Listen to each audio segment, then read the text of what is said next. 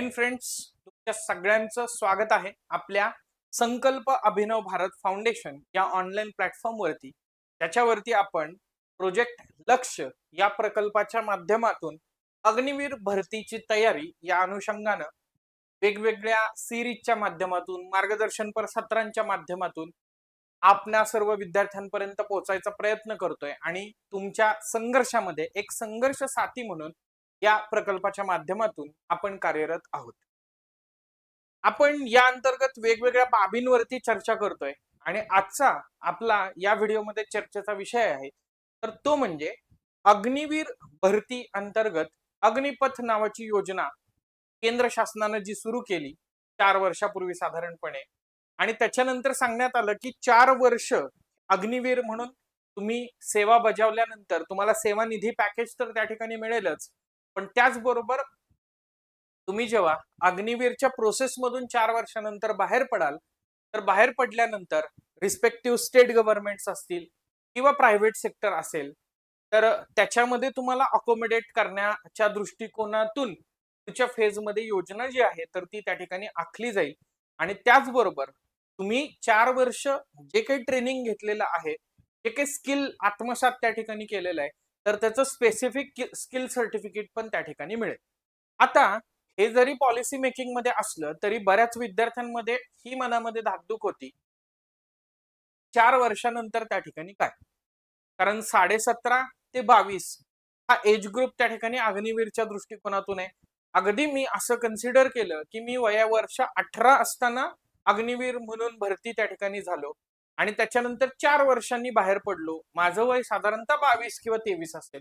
मग 22 किंवा 23व्या वर्षी परत एकदा नेक्स्ट फेज मध्ये मला जॉब सिक्युरिटी त्या ठिकाणी कशी मिळणार, आणि याच प्रश्नाच्या उत्तराच्या अनुषंगानं आज आपण महाराष्ट्र शासनाचा 6 जानेवारी 2026 चा एक GR आहे तर त्यावरती चर्चा त्या ठिकाणी स्वरूपात करणार आहोत.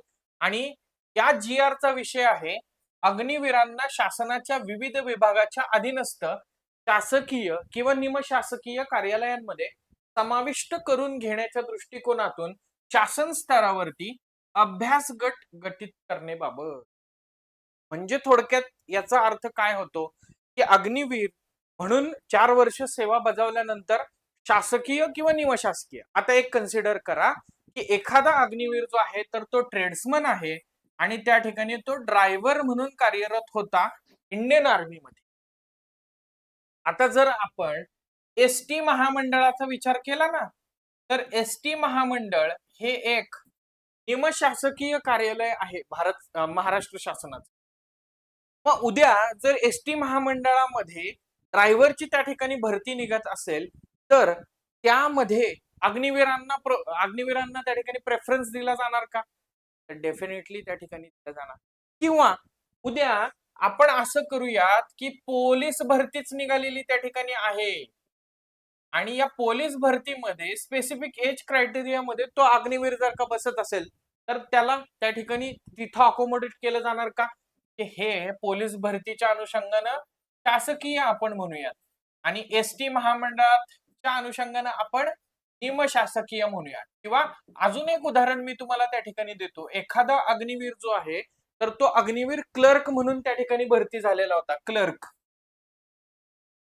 आणि महाराष्ट्र शासनाची MPSC च्या माध्यमातून क्लर्कची भरती त्या ठिकाणी केली जाते बघा, ग्रुप C ची. आणि त्याच्यात तर MPSC क्लर्क साठी साधारणतः 38 वर्ष वयाची अट आहे ओपन कॅटेगरीसाठी, आणि पुढं रिझर्व्ह कॅटेगरीसाठी परत पुन्हा 4 वर्ष अधिक. बरोबर. मग आता मी अग्निवीर म्हणून 4 वर्ष माझं प्रशिक्षण पूर्ण करून बाहेर आलो तर मला या MPSC क्लर्कला काही प्रेफरन्स त्या ठिकाणी मिळेल का? मला तिथं समाविष्ट करून घेतलं जाईल का? जशा आज माजी सैनिकांसाठी जागा असतात तशा असतील का? एसटी महामंडळामध्ये ड्रायव्हरची भरती निघाली आणि मी अग्निवीर ट्रेड्समन मध्ये ड्रायव्हर होतो तर मला सामावून घेतलं जाऊ शकतंय का? मग केंद्र सरकारनं काय केलेलं आहे, राज्य सरकारांना त्याबाबत पॉलिसी किंवा धोरण ठरवत असताना असं सांगितलंय की तुम्ही तुमच्या शासकीय किंवा निमशासकीय स्तरावरच्या नोकऱ्यांमध्ये समाविष्ट करून घ्या.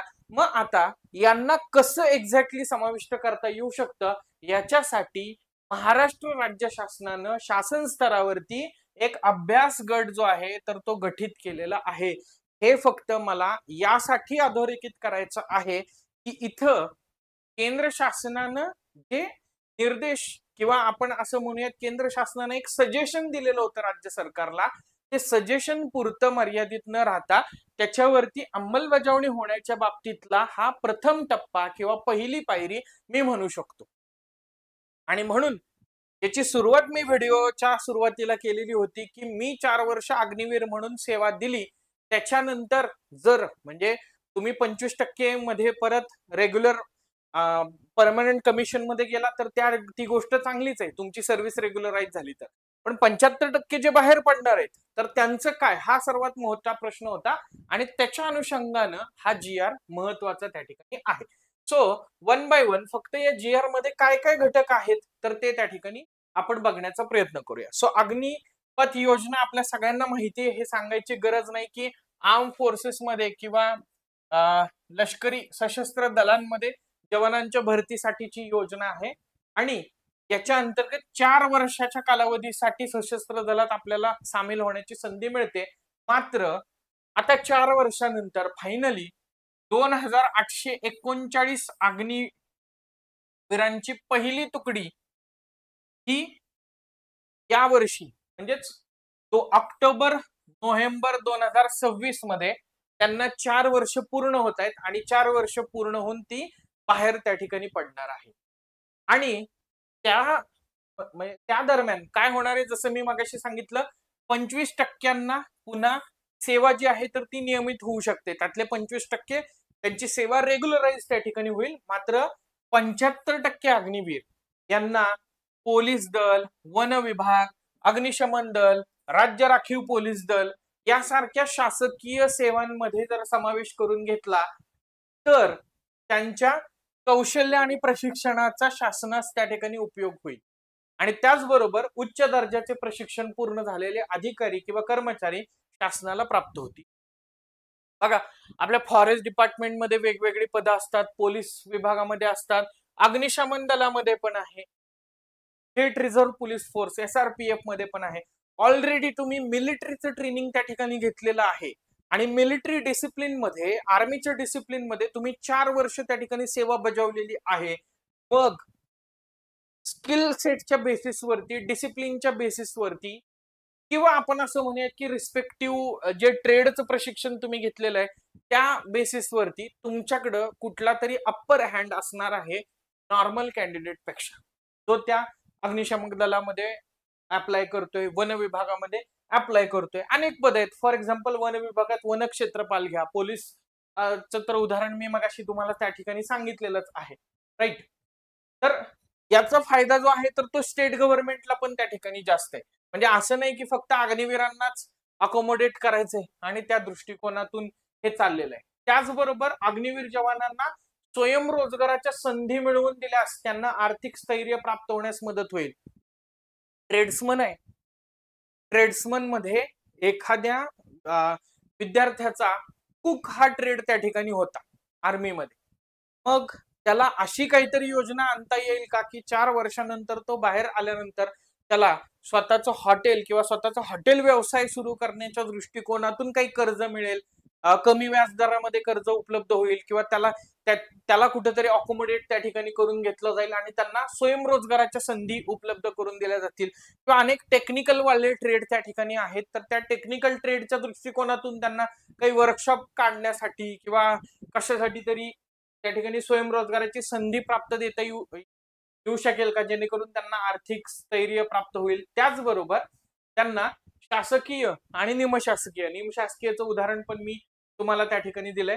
तर या दृष्टिकोनातून एक अभ्यास गट जो आहे तर तो महाराष्ट्र शासनानं गठीत केलेला आहे. सांगायचा उद्देश काय आहे, अभ्यास गटाचं काम असतं की ह्या सगळ्या शिफारसींचा विचार करणं आणि याचा सगळ्यांचा तौलनिक अभ्यास करणं आणि इतर भरती, नॉर्मल भरतीच्या अनुषंगानं त्याच्यामध्ये समतोल साधत कशा प्रकारे अग्निवीरांना देखील त्याच्यामध्ये समान संधी त्या ठिकाणी प्राप्त होईल याचा विचार करणं. अग्निवीर म्हणजे इथं अभ्यास गटाचा विषय अग्निवीर आहे म्हणून मी त्या ठिकाणी म्हणतोय. पण कुठलाही अभ्यास गट हा तो कुठल्या टार्गेट ग्रुपसाठी बनवलाय तर त्याचा विचार त्या अनुषंगाने समान संधीच्या अनुषंगाने करत असतो, हे लक्षात घेण्याचा प्रयत्न करा. आणि मग त्यांनी इतर समितीतले सदस्य पण त्या ठिकाणी दिलेले आहेत. राईट. कर्नल दीपक ठोंगे निवृत्त, संचालक सैनिक कल्याण विभाग पुणे, तर हे त्या समितीचे त्या ठिकाणी अध्यक्ष असतील. यांच्या अध्यक्षतेखाली ही समिती काम करेल आणि काम केल्यानंतर ही समिती सगळ्या या शासकीय निमशासकीय भरती प्रक्रियेचा विचार करेल, त्याचबरोबर त्या भरती प्रक्रियेच्या एज्युकेशनल क्वालिफिकेशनचा विचार करेल आणि 4 वर्षानंतर अग्निवीरांकडे साधारणपणे काय स्किल सेट असेल तर त्याच्या आधारे त्यांना कुठे अप्लाय करता येऊ शकते किंवा अग्निवीरांना अकोमोडेट करण्याच्या दृष्टिकोनातून काय राखीव कोटा त्यांच्यासाठी ठेवता येईल का शासकीय निमशासकीय भरतीमध्ये, या सगळ्यांचा विचार ही समिती त्या ठिकाणी करेल. मग त्याच्यामध्ये स्क्वॉड्रन लीडर विद्यासागर कोरडे निवृत्त, जिल्हा सैनिक कल्याण अधिकारी सदस्य आहेत. त्याच्यानंतर मेजर सईदा फिरासत निवृत्त, जिल्हा सैनिक कल्याण अधिकारी छत्रपती संभाजीनगर सदस्य आहेत. त्यानंतर lieutenant general R R Nimbhorkar निवृत्त, हे देखील सदस्य आहेत. एअर मार्शल नितीन शंकर वैद्य निवृत्त, हे सदस्य आहेत त्या समितीचे. एअर ऍडमिरल आशिष कुलकर्णी निवृत्त, हे सदस्य आहेत. आणि लेफ्टनंट कमांडर ओंकार कापले निवृत्त, उपसंचालक सैनिक कल्याण विभाग पुणे, हे सदस्य सचिव त्या ठिकाणी त्या समितीचे आहेत. हे थोडक्यात काय, तज्ञ अधिकारी आणि जिल्हा सैनिक कल्याण कार्यालयामध्ये कार्यरत असणारे संचालक असतील किंवा एखाद्या जिल्ह्याचे जिल्हा सैनिक कल्याण अधिकारी असतील हे कामी कनेक्ट करण्याचा प्रयत्न करतोय. परत तुम्हाला असं लक्षात येईल की माजी सैनिकांच्या अनुषंगाने देखील अशाच प्रकारच्या माजी सैनिकांना आर्थिक स्थैर्य प्राप्त करून देण्याच्या दृष्टिकोनातून वेगवेगळ्या योजना जिल्हा सैनिक कल्याण कार्यालयाच्या माध्यमातून देखील राबवल्या जातात. तर त्यामुळे ऑलरेडी त्यांना माहितीये की कशा प्रकारे आर्थिक स्थैर्य स्वयंरोजगार प्राप्त करून देण्यासाठी त्या योजना अस्तित्वात आहेत आणि त्याच्यात अग्निवीर त्यांचं वय लक्षात घेता त्यांना कशा प्रकारे फायनान्शियल सिक्युरिटी जी आहे तर ती मिळू शकते. तर त्या अनुषंगानं आपण असं म्हणूयात समिती सगळा विचार त्या ठिकाणी करेल. राईट. सो त्या विद्यार्थ्यांना असं वाटत होतं की 4 वर्षानंतर काय, म्हणजे पुन्हा व्हिडिओची सुरुवात मी ज्यापासून केली तर त्यापासूनच मी तुम्हाला म्हणजे त्याच मुद्द्यानं मी शेवट या ठिकाणी करेन की त्या अनुषंगाने आता समिती गठीत केलेली, समिती गठीत झाल्यानंतर समिती अभ्यास करते, अभ्यास केल्यानंतर समिती शिफारसींचा अहवाल तयार करते, तो अहवाल राज्य शासनाला सादर केला जातो आणि राज्य शासनाला हा अहवाल सादर केल्यानंतर मग राज्य शासन त्याच्यावरती पुन्हा कृती त्या ठिकाणी करताना दिसेल आपल्याला. तो विद्यार्थी मित्र मैत्रिणींनो, महाराष्ट्र राज्य शासनाचा अग्निवीरांना शासकीय आणि निमशासकीय नोकऱ्यांमध्ये अकोमोडेट करण्याच्या दृष्टिकोनातून जो GR होता तर त्याच्यावरती आजच्या या व्हिडिओ लेक्चरमध्ये आपण सविस्तर स्वरूपात त्या ठिकाणी चर्चा केली. अशाच प्रकारे आपण वेगवेगळे विषय घेऊन आपल्या YouTube चॅनलला किंवा आपल्या मोबाईल ऍप्लिकेशनला येत असतो, जेणेकरून तुम्हाला त्याची माहिती व्हावी. त्याचबरोबर जे टेक्निकल स्वरूपातले शब्द GR मध्ये त्या ठिकाणी असतात तर ते त्या ठिकाणी डिकोड व्हावेत. GR मधले असतील किंवा AROचं कुठलं नोटिफिकेशन त्या ठिकाणी असेल तर ते सिम्प्लिफाय करणं हा आपला एक या ठिकाणी प्रयत्न असतो. या व्यतिरिक्त आपल्या YouTube चॅनलवरती कंटेंट रिलेटेड पण बरेच व्हिडिओ त्या ठिकाणी वेगवेगळ्या विषयांच्या अनुषंगाने आहेत, तर ते व्हिडिओ पण बघत चला. त्याचबरोबर अग्निवीर भरतीच्या दृष्टिकोनातून आपलं मोबाईल ऍप्लिकेशन वरती कोर्स आहे, तो टेक्निकली फक्त 1 रुपयाचा त्या ठिकाणी आहे, पण तसा मोफत स्वरूपातच तो कोर्स आहे. तर त्या विद्यार्थ्यांना तो कोर्स ऍक्सेस करायचा असेल तर तो फ्री स्वरूपात उपलब्ध असणारा कोर्स तुम्ही ऍक्सेस करू शकता. त्याचबरोबर येणाऱ्या कालावधीमध्ये लाईव्ह सेशन पण परीक्षेच्या अनुषंगाने त्याच्यामध्ये घेतले जातील, टेस्ट सिरीज पण घेतल्या जातील. तर त्या सगळ्याचा तुम्ही त्या ठिकाणी लाभ घ्या. तुमच्या अग्निवीर भरतीच्या प्रवासामध्ये, इंडियन आर्मी मध्ये जाण्याच्या स्वप्नाच्या प्रवासामध्ये आम्ही एक तुमचा संघर्ष साथी म्हणून संकल्प अभिनव भारत फाउंडेशन आणि त्याचा प्रोजेक्ट लक्ष तुमच्या सोबत त्या ठिकाणी आहोत. तो विद्यार्थी मित्रमैत्रिणींनो, पुन्हा एकदा भेटूयात अशाच प्रकारच्या नवीन कंटेंट, नवीन इन्फॉर्मेशन सह आपल्या संकल्प अभिनव भारत फाउंडेशनच्या प्लॅटफॉर्मवरती. तोपर्यंत धन्यवाद, जय हिंद आणि बाय बाय.